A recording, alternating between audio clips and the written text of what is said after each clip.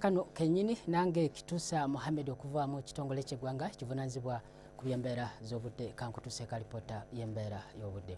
Wabadde okendera kw'enkuba okutonnya katono mu bitundu by'eggwanga ebyenjawulo okusinziira kwa lipoota zetufunye, wabula ekyo kyavudde nti omukuubo gw'enkuba gwasenvudde nga gudde eri ebugwanjuba bwa Ssemazinga Africa.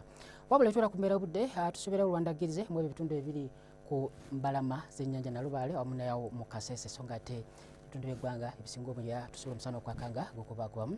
Wabula mu biseera eby'olweggolo tusuubirayo enkuba eno okwengera okutonya ebitundu ebisangibwa ebugwanjuba ssaako n'ebibiri mu masekkati g'ensi yattu so nga ate eri mu Kalamojja era awo tusobola omusana okwakanga gukubakubamu.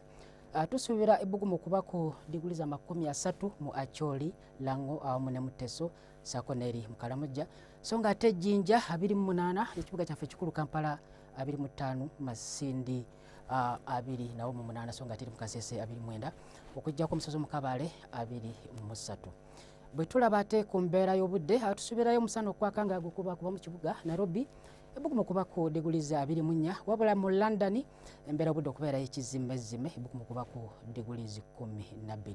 Dubai, New York omusana okwaka ebbugumu okuba ku 31 awamu ne 16. Tuyanze okubeerako naawe beera bulungi weraba.